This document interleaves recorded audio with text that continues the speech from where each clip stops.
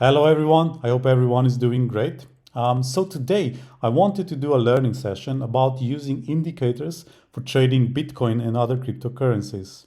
And as my first lesson, I wanted to talk about the RSI indicator, also known as the Relative Strength Index.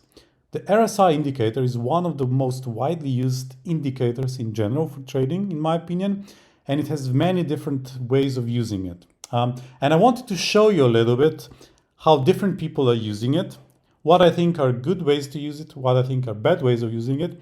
And I also want to show you how I personally use it with some success. Let's just jump into it and I'll show you my ways of doing this. Okay, so the first thing we want to do is add the RSI indicator to our chart. And in TradingView, this is easily done by clicking the indicators button and typing in RSI. And now we have it here under technicals. Relative strength index, we click on it and we have it on our chart.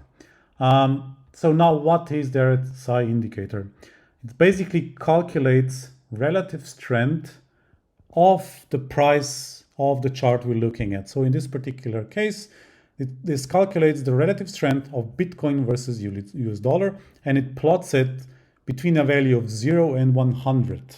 So this is what's also called an oscillator, and the value of this relative strength oscillates between a 0 and 100. And most of the time it's between 70 and 30. The most common way of using this is basically looking when the price is above 70 or the price is below 30, which is called overbought or oversold. And this is the way most people use it. It's also presented in most cases like this. But in my opinion, that's not the best way of using it. And what I like to do is show you a couple of examples when this is not working perfectly. So for example, in 2019, when the price rallied from 3,200 to about 4,000, there has already started signaling overbought, but this was barely a move. So as we can see, the price kept moving on.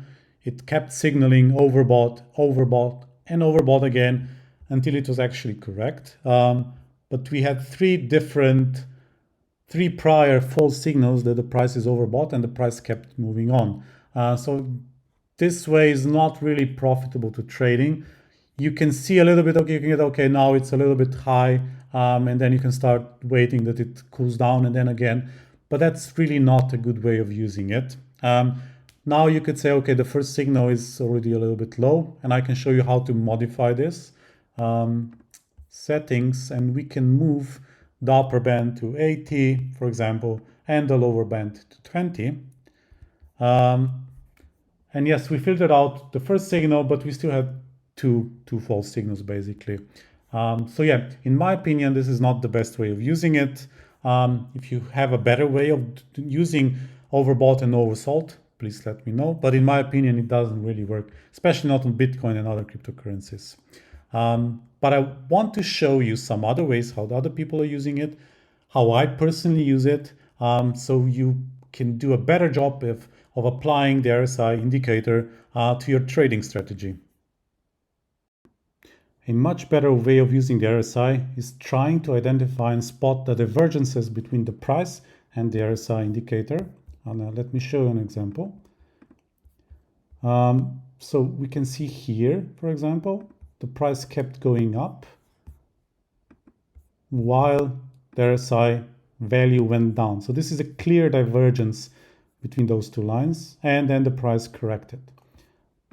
The next one, this is slightly less obvious, but still there is a slightly higher high here than here, so not the clearest one, but still the price went up considerably. The RSI didn't make a new high and the price corrected. And then we can see another one basically. Let me show you on a longer time frame, for example. So the Bitcoin price made a new lower low, while the RSI made a smaller low, basically. And this actually signaled the bottom of this move. And then the price started to rallying up. So yes, this can give you really, really good signals, some really, really good signals.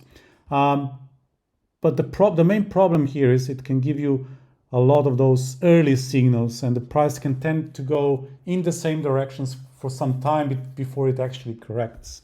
And I can give you some examples here. For example, let's say we are here and we are looking at this, and you can say, okay, the price made a new high. Let's say we're looking at like this, and we can clearly see, okay, the RSI is going down massively. So this is the top, right? So now the price will correct. Yes, it went slightly down, but just this is neglectable. And then the price rated from 18,000 to 40,000. So the price actually doubled from it. And this is what I'm talking about. So you a lot of times, and this is another example just before this, another divergence. So the price is going up, RSI is going down, but the price just keeps on going up and up and up. So the problem is you can miss a lot of good moves by being too early, just by this indicator. And that's the main problem. If you know how to filter for this, then you can use it. If you don't have a way, it's really difficult to become profitable unless you have a good way of filtering it. And me personally, I haven't found a really good way of filtering this, to be honest. So it works in some cases, maybe as a confirmation, but I wouldn't solely rely just on this indicator. Okay, now I want to show you how I personally use this. I'm not saying it's perfect, but I found some success with applying this method.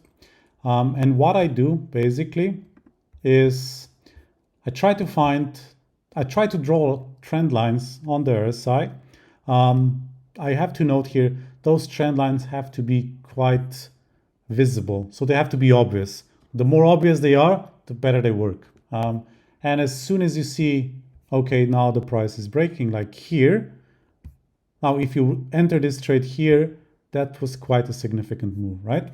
So this is the way I use it. But you have to be basically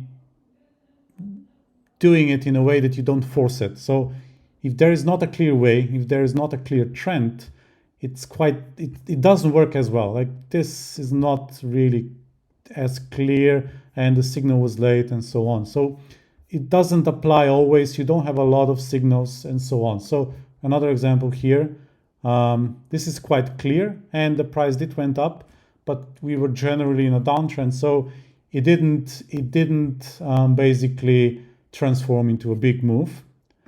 It did, however, transform into quite a big move if we look at it from the downside. So you would enter a short here basically at the top, and we saw this massive down move from there. So it tends to work really nicely when if you trade with the general trend. Like here we have another one and so on. So you can use it pretty well in the trend of the high time frame direction basically. And this is something I also want to show you. Let me just delete all this. How to identify the high time frame trend basically. What I like to do is go on the weekly, and this is something I like to do. And we can do this from the beginning, let's say like this. So this was the top. This was the trend reversal here basically. Maybe look at like this. This was the bottom.